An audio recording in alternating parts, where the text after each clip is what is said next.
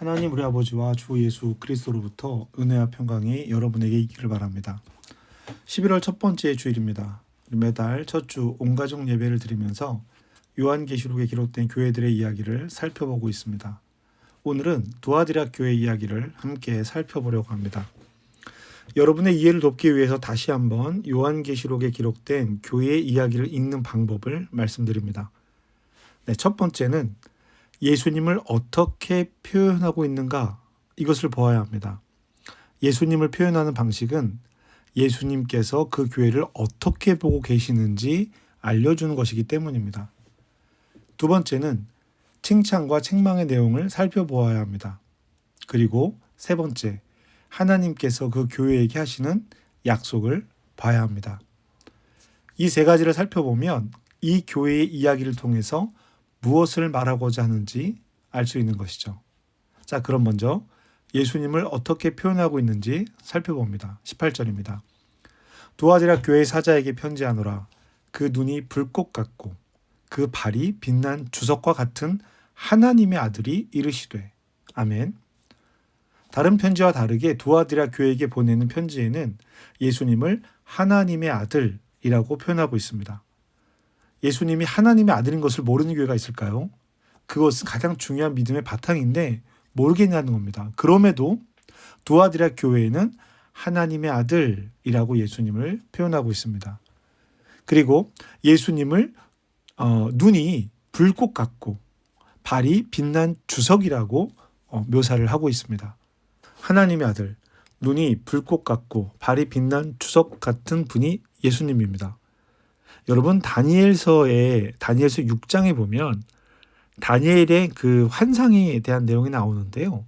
다니엘이 환상 가운데 본 사람을 묘사하는 내용이 나옵니다. 특별히 10장 6절 말씀에 보면 이렇게 표현이 되어져 있어요. 또 그 몸은 황옥 같고 그의 얼굴은 번개, 빛 같고 그의 눈은 횃불 같고 그의 팔과 발은 빛난 놋과 같고 그의 말소리는 무리의 소리와 같더라. 아멘. 자, 여러분, 요한계시록이 묘사하는 예수님의 모습이 다니엘에게 나타나서 내가 하나님께 드린 기도의 응답으로 내가 왔다라고 말하는 사람을 묘사하는 내용과 거의 같습니다. 두아디라 교회에게 보내는 편지에서 묘사하는 예수님은 다니엘의 묘사에 따른 예수님입니다. 이들이 묘사하는 예수님은 심판의 예수님이세요. 시편 2편에 기록된 내용도 이와 같은 내용을 따른 것입니다. 다니엘서 7장, 10장, 요한계시록 2장, 시편 2편은 심판하시는 하나님의 아들 예수 그리스도를 말하고 있습니다.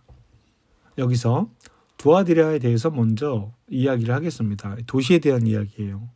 두아디라는 버가모와 가까운 지역에 있습니다. 여러분, 두아디라에 대해서 들어본 기억이 있으실 텐데요. 사도행전 16장 빌립보 교회 이야기를 할 때 처음 개종하는 사람이 나오는데요. 자주장사 루디아죠. 그 루디아가 장사한 도시가 두아디라입니다. 유럽 최초의 개종자는 여자였고 장사꾼이었습니다. 황제나 고위 관료, 장군들이나 입을 수 있었던 자색 옷감을 파는 여인이었어요. 버가모 교회가 그랬듯이 두아디라 교회도 장사한 사람들이 모인 교회였습니다. 버가모 교회를 말씀드리면서 여러분, 길드, 상인들의 조합에 대해서 말씀을 드렸는데요. 이 길드가 가진 특징이 뭐냐면 신이 있고 그 사람들과, 길드 사람들과 거래를 하려면 그 신을 인정해야 한다는 것, 이것을 넘어서 그 신에게 같이 제사를 드리고 먹고 마시는 일에 동참해야 했었습니다. 버가모 교회는 사탄의 권자가 있는 곳이라고 말씀드렸어요. 박해가 심했다라는 것을 말하는 것입니다.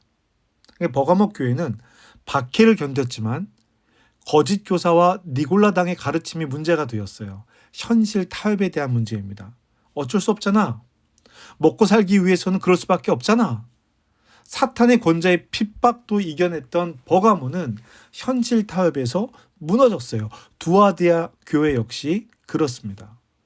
두아디라 교회는 사업과 사랑과 믿음과 섬김과 인내가 처음보다 더 나은 교회였어요. 이것이 칭찬받고 있습니다. 그런데 버가보와 비슷한 문제를 가지고 있었어요.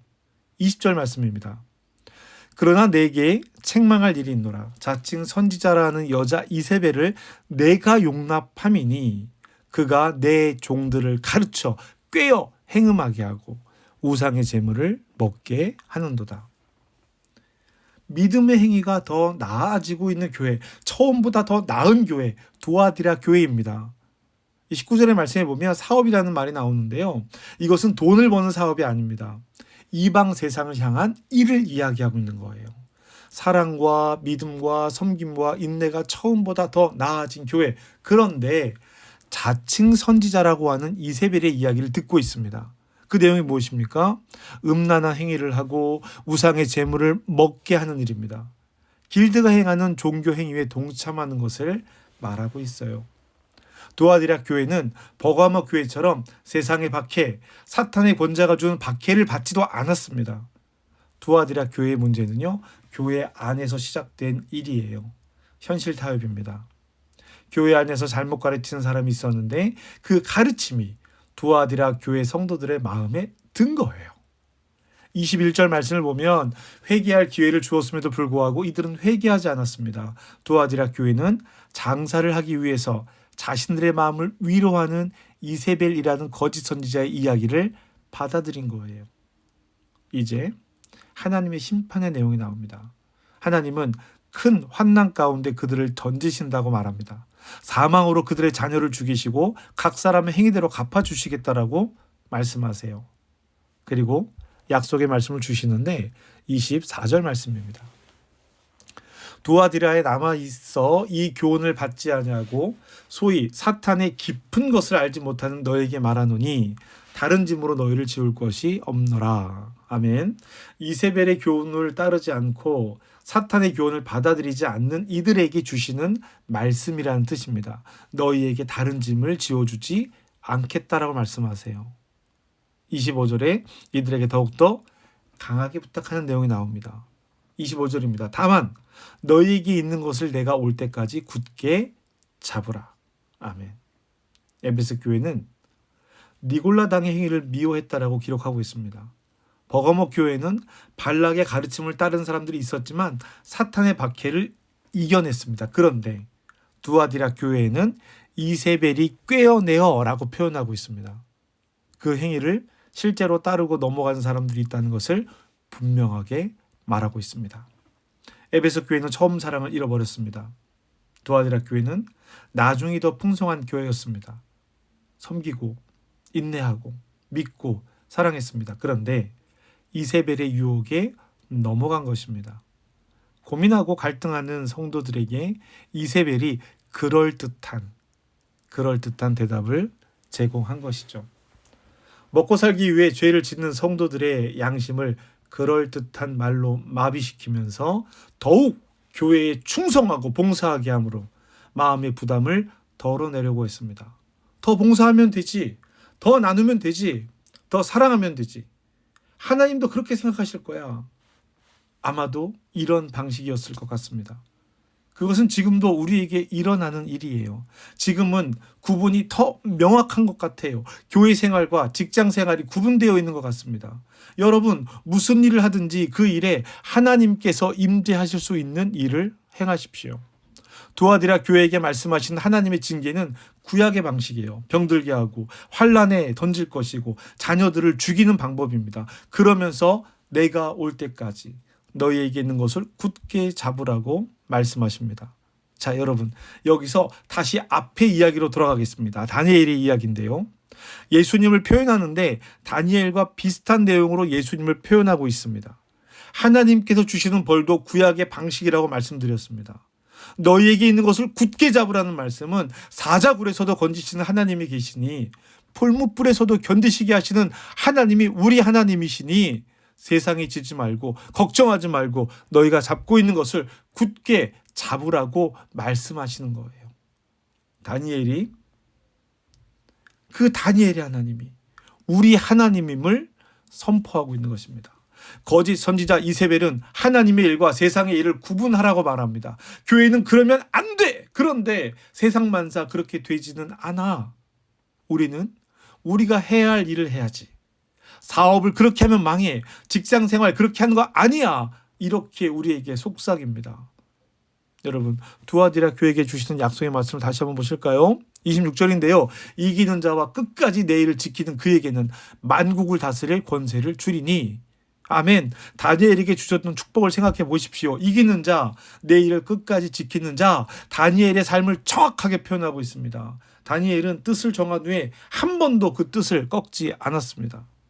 왕이 만든 금 신상에 절하는 것을 거부해서 풀무불에 던져졌습니다. 30일이라는 제한적인 시간 동안 왕 이외에 다른 것에게 절하지 말라는 결정을 내린 이 회의를 마치고 집으로 돌아가서 보란 듯이 예루살렘을 향해 창문을 열고 절을 합니다.